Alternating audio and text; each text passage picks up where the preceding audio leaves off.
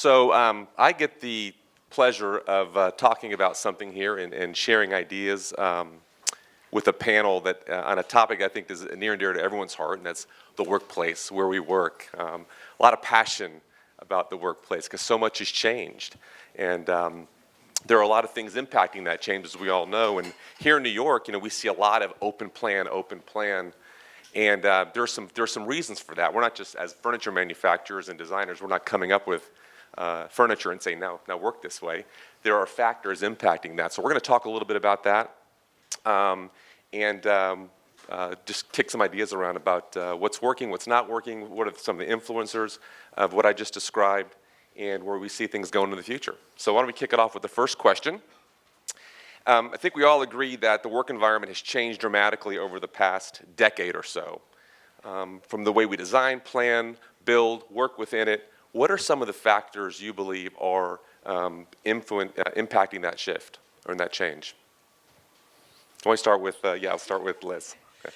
Should I say what I Oh, you know do? what, I'm so sorry. Why don't we start off by doing some introductions here, please, Liz. My name is Liz Burow. I work for HLW International, which is an architecture firm. My title is Director of Discovery, which means I lead clients through the pre-design engagements and build a vision and a strategy for their workplace. I specialize in transformational workplace and have worked with a lot of tech clients and financial clients in New York City, including we do all of Google's space in New York. We're finishing up Twitter's headquarters. We're working with Capital One. What else? Who else? Anyway, a lot of really exciting companies we have the chance to work with. Cool. My name is David Mandell. I'm the How's that? Is that better? Much better. I can talk much lower now. David Mandell, CEO and founder of a company called Pivot Desk. We're an office sharing marketplace, so we help entrepreneurs find room to grow their businesses. We take companies that can't afford a real lease yet, and we match them up with companies that have extra space in their office and provide a platform to manage that process easily and painlessly for both sides. We are based in Boulder, Colorado. Contrary to public perception, I'm not currently stoned. But we are a national company, and we operate across the U.S. So. I'm Amanda Carrol. I work at Gensler on days often referred to as the largest design firm in the world. We do architecture and interior design, product design, everything soup to nuts. I personally specialize in the technology field. I lead a studio of people who only focus on designing for tech firms like Etsy, whose headquarters we're finishing up now in Dumbo, as well as other people like Hulu and IAC and TED, whose headquarters we're designing as well. Currently, I am a global practice area leader for the firm, which involves thought leadership, not dissimilar to what you were describing around sort of setting the tone and the strategy for the future workplace. My name's Jeff Avallon. I'm from IdeaPaint. For those of you that aren't familiar with it, we basically created a paint that goes on any smooth surface you want, and it turns it into a high-performance dry erase writing surface, just like your whiteboard. We launched in June of 2008 at NeoCon and are now actively distributed in 45 countries around the world. My current role at the company, a large portion of it is working with the majority of our large-scale customers. So we're fortunate enough to, because of Gensler and HLW and so forth, be on the walls of many of the world's most innovative companies, and I tend to find myself at their headquarters quite frequently talking about the future of work. Does that work on clothing also, or just walls? Just walls right now. But. Awesome. Okay. Now we can start. Now you know we have a great panel that can comment on this. So let's talk about some of the trends or macro forces that are impacting workplace design. What are you seeing? Liz, why don't you start? I think one of the things that's really influencing the workplace these days is the influence of the creative class and creative people into areas of workplace that might not have been seen before. So what's coming up and through technology is pulling itself into other sectors. And it's shifting the way the workplace is perceived. So it's more casual. There's a lot more visual thinking, a lot more creativity, a lot more making in the workplace. And it's really revolutionizing everyone. It's not just people in technology. I think from my perspective, I would have to say unpredictability and diversity. So if you look at the general class of how business is functioning these days, emerging growth businesses, incredibly unpredictable and incredibly diverse. And we're all kind of conditioned to think about this is what an office should look like, and this is how a business works, and if I take a 5 or 10 year lease, I'm going to fit perfectly into this space, and I need floor-to-ceiling marble and glass, and and that's all bullshit. It doesn't work anymore. And what you're seeing now is you're seeing companies that are 2 people on day 1, are 50 people on day 90, maybe 600 people a few months from then, and then back down to 30 people. And they all work very differently, they function differently, they have different cultures. And we see that all the time on our platform. We work with many, many tech companies in New York, but across the country. And people kind of have this idea of this is what a tech company looks like. And this is how they dress, and this is how they function, and they all want to work in WeWork, and they all want this, and that's total bullshit. And the answer is they all have different cultures, and they all want to function differently. So what we need is a flexible approach that allows them to grow their business and manage their culture in a way that works best for them. I would agree with what has already been stated. I don't think that one size fits all, and that's been proven. That's why there's been so much backlash on the idea around focus and open plan. What I would say is really the larger distinction that's emerging out of a creative class and its resurgence is the notion that values alignment is really, really critical to business success. Oftentimes these companies are becoming more and more tech-centric, and so your business is really not physically manifested in any way until it's in your office environment. And it's creating the first real brand touch point for companies to express what they're all about. So for some that might mean sustainability, for others it might be diversity in terms of the workforce. For some people, you might find that locally sourcing Brooklyn handmade goods is something that really is a part of what they see as a value in supporting the local economy. Whatever it might be, particularly in fields where they're fast growth, we're seeing that the top talent is actually evaluating the sort of presence of value alignment in the workplace and using it as a differentiator, even more so over salary or compensation, which is not something that we would have seen in the past. So I too agree with just about everything that's being said so far. But in the past 3 months, I've been fortunate enough to be at the global headquarters of about 50 to 60 Fortune 500s, and the one thing that we see consistently, or not one, but really 3, is the drive for collaborative workspace, the drive for flexible workspace, and the importance of the worker. And I completely agree with the fact that collaborative space design, flexible space design, and designing for the worker is not one size fits all whatsoever. And every space has to be flexible and personalized to the type of work that's being done in that atmosphere. And I think one of the things that we continue to see is that you can't design a space that lasts 30 years. I was at a company in the past couple weeks that hadn't updated their spaces since the 60s. And they were talking about... Yeah, exactly. They're building 3 million square feet in the next few years. It's Googleable. We'll talk afterwards. Yeah. But one of the things that they talked about was the importance of being able to do minor updates and flexibility in the new space that they're designing, because the teams expand and contract constantly. The type of workers that are in the space are changing dramatically week to week or month to month and quarter to quarter. And the one highlight that kept being talked about was flexibility. And then the things that stood behind that were the importance of the worker. And they were talking about when they were, they've been around for many, many years. When the space was originally designed, they weren't thinking about the worker. And now the importance of the type of work that the worker is doing is taking precedent in the future design. Right, thank you. The word I hear a lot is resiliency. We need our space to be resilient because of the kind of the rapid nature of change, right? And I think a lot of companies face that coming out of the 2008 recession, right? For us, and that's about a decade ago, we talked about how things have changed over the last decade. The things that our clients ask us for are just different. So we mentioned technology, which is a good one. How do you see the kind of the left coast, west coast, and my counterpart on the west coast kills me, right? He always talks about orange is the new black, and he's always like just ribbing me that things are being driven out of the West Coast that are impacting here. I tend to agree with it to a point. Liz, talk about that for a moment. How's the tech culture permeating New York, and what's working, what's transferable, what may not be working?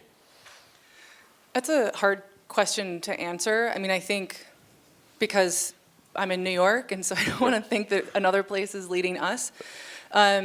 We were recently talking to someone, to a reporter who was asking, does Silicon Valley exist? And we haven't heard that word in, 5 years.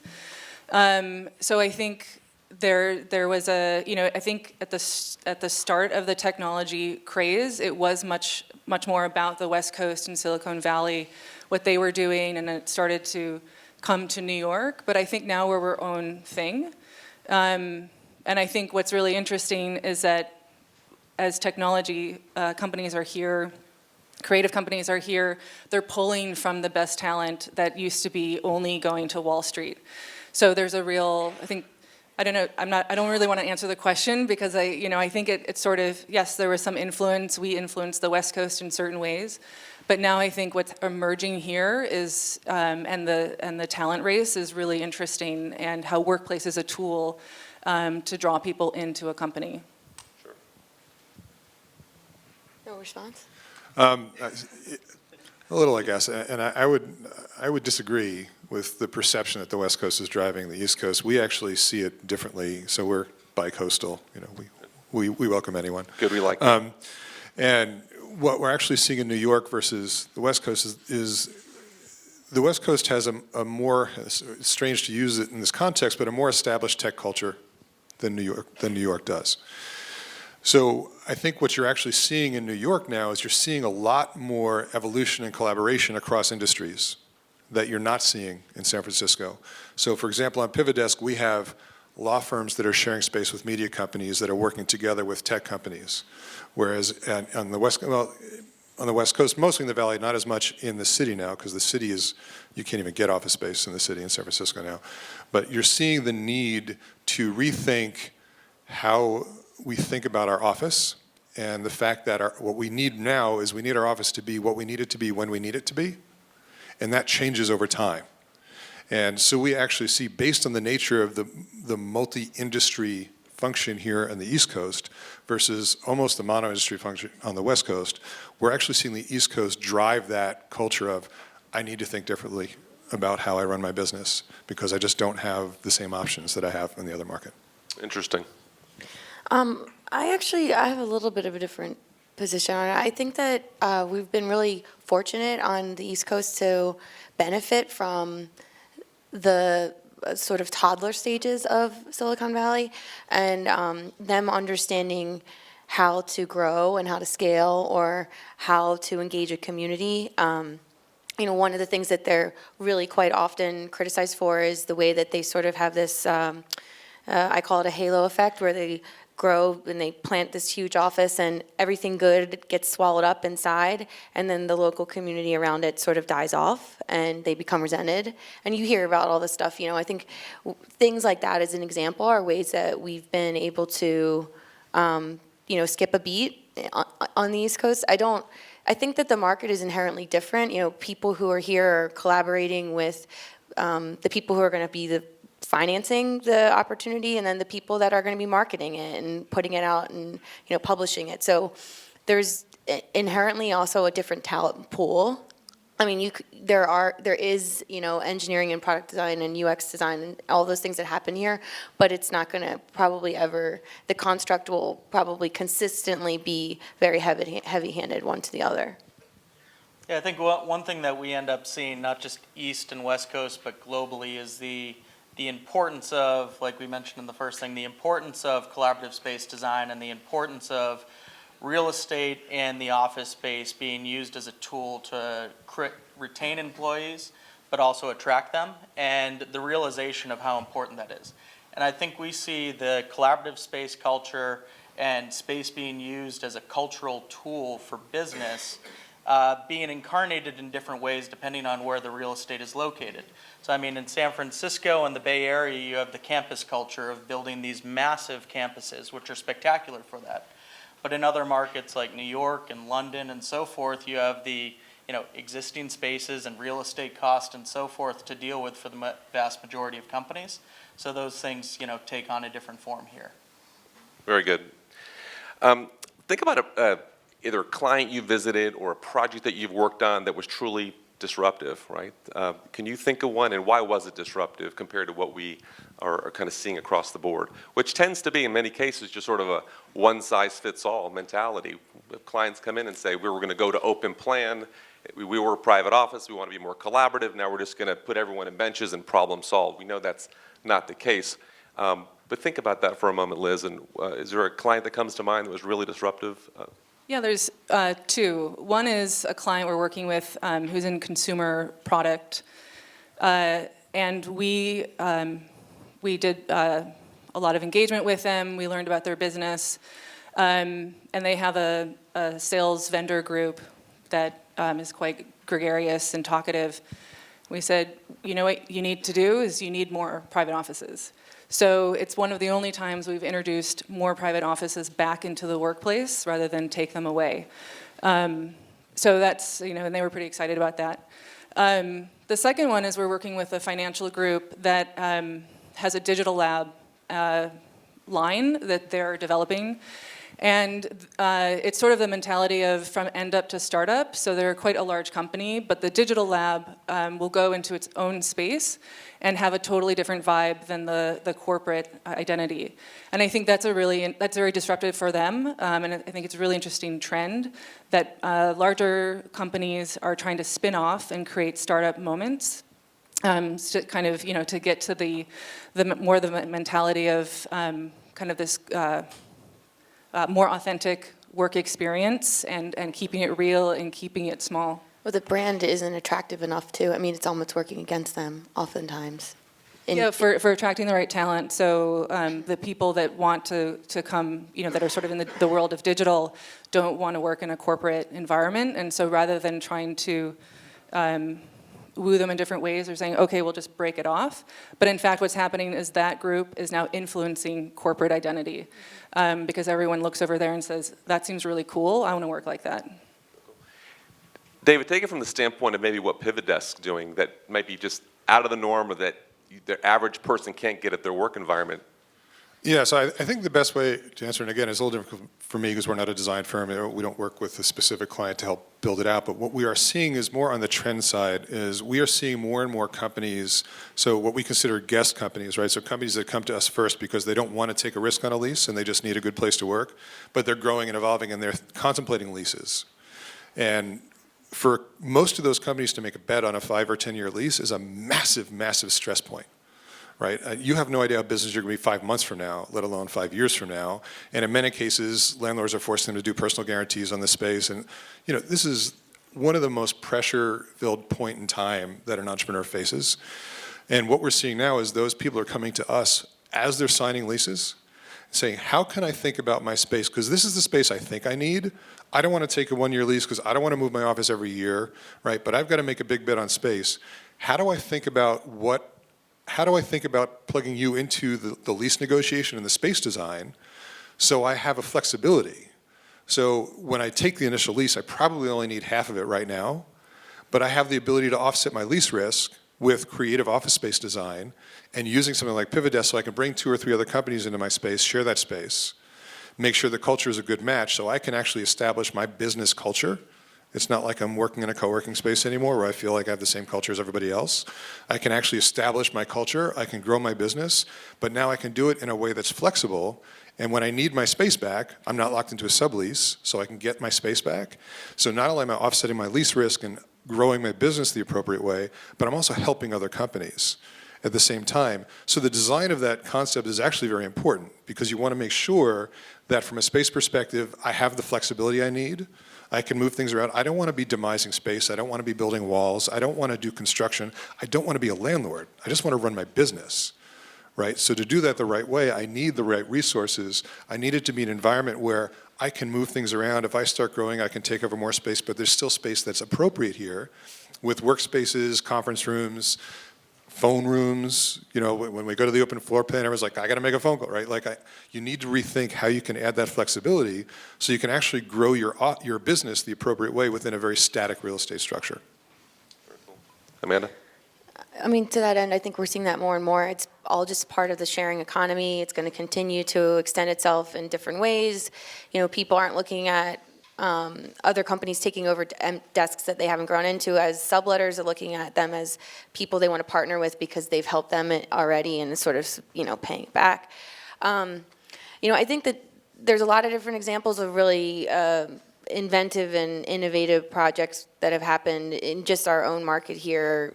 One being McCann, which was a really interesting exercise in compressing a footprint in a really substantial way, but creating a value add through a hospitality experience like sort of none other seen in the portfolio of that larger umbrella organization.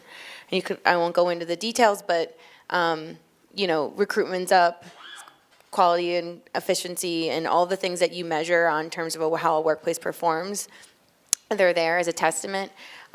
For me, what is happening largely in the tech market that I can't speak to in terms of project specifics, but where you're really going to see, I think, something to take note of is the measuring the performance of buildings and landlords being pushed to change their metrics for success based on tech companies really driving them to give them answers as it pertains to building information measurement of the various systems. And it's coming from a larger sort of, I would say, social and corporate conscience that is really saying, well, why can't we do that better? And it's inherent in their ethos as people and as business men and women, because they're used to tinkering with things, measuring them, running diagnostics, and they're saying, well, if I can do it in a virtual platform, why can't I do it in the physical?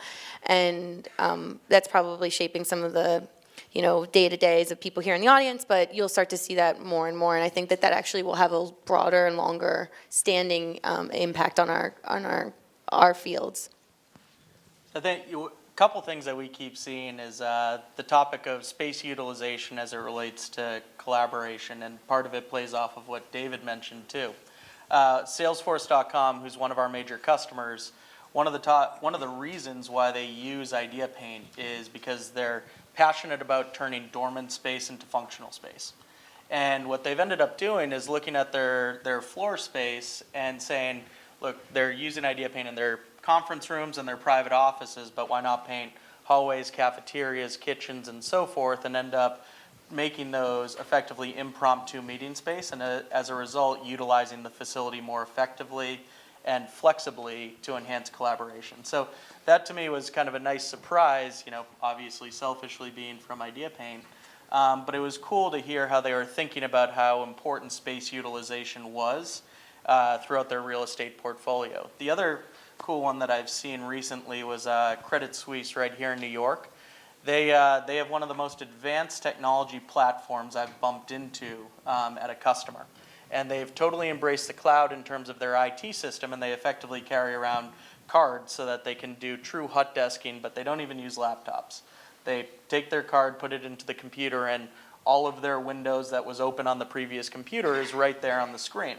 And if you left 120 windows open in Google Chrome, all of them are still there. And how it relates to space utilization and collaborative workspaces, using that format and that IT system, they're able to measure the utilization of the space very effectively and say, hey, look, we're using the space to 68% because they know how many people are plugged in that day and not, and where they are. And it also relates to first, second, and third space, where they know this person likes to work primarily in collaborative space, but they need personal space at the same time. And the last one, which plays off David's point, is at all of our major customers, we're starting to see a drive for community outside of just their company. So we're seeing an increased amount of co-working spaces and public facilities and so forth on these larger campuses of these larger companies. And it's all about bringing in community to the company, inspiring your team and your workers, creating a space that not just them, but everybody wants to be. And I think it's a very interesting trend looking forward. Yeah, and I It's actually also about talent, though. Yeah, I just want to back up that point Jeff was making with a hard example on that. So AOL is a big customer of ours here in New York. And as I mentioned before, the predictability of business is very difficult. It goes up and goes down. You need your space, you don't need your space. They have some beautiful office space here, and they have a lot of empty space right now. So they're actually using us to bring in guests to that space. They don't need the cash, right? They're not doing it from a revenue perspective, but they don't want their employees walking in every day and just seeing a big swath of empty space. They want to improve their brand with other emerging tech startups, and they want to build that sense of community and culture that is difficult if you don't have the right tools to do that. So they're actually using us in those innovative ways to drive that community, the flexibility, and help their own culture, and they never had the option to do that before. So. Excellent. Amanda, do you have something to add? I had something to add, and I forget, what was your second point? Second one, Credit Suisse and the technology. Oh, yeah. I think that the next thing that's going to happen is, everybody talks about customization at the desk, but it's like so fundamental. I mean, we've been doing it with our cars for decades. If I adjust the seat and I pull it forward and you won't have longer legs and you're pissed off when you get in the car and then, and it knows that, right? And that kind of automation will extend itself very soon to shared spaces like focus rooms, huddle rooms, conference rooms, where if I badge in, the light level goes down, it pulls up the screens that I want. It's not just going to be at a desktop, which I think will also add to better measured utilization and eventually efficiency, but that's a hard thing for people to adjust to.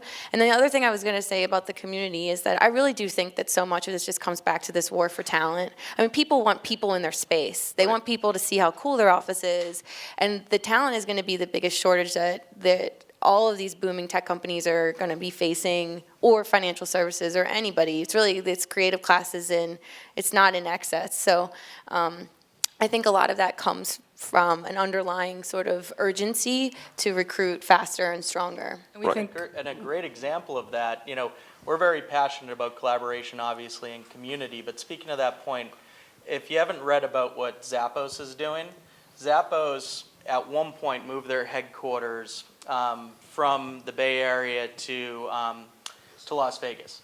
And that's a big move. You have companies that move 30 miles and lose half their employees.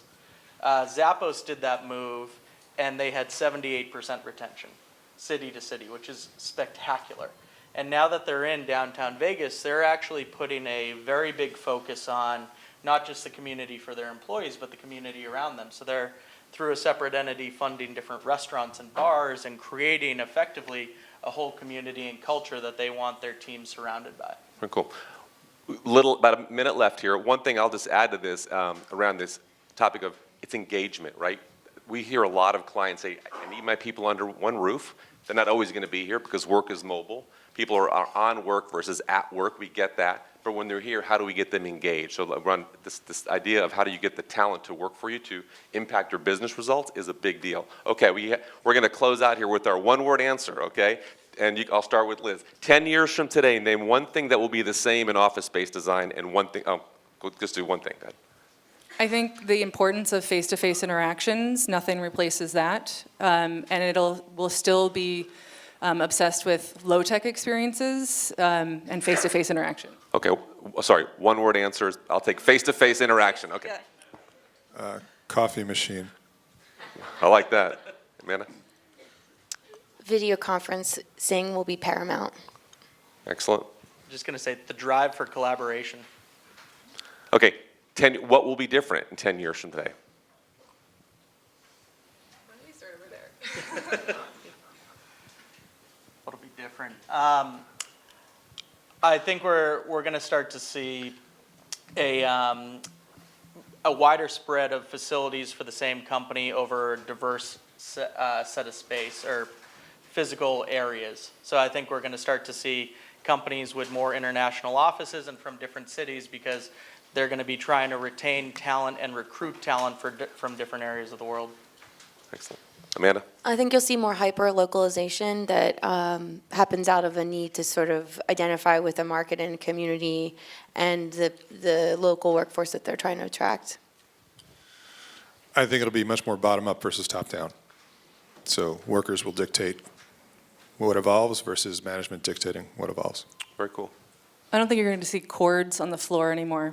Oh, really? And that's Wireless power, yes. also my it's gonna dream. happen. Okay, excellent. I think that concludes our session. Thank you guys very much. Very informative and thought-provoking.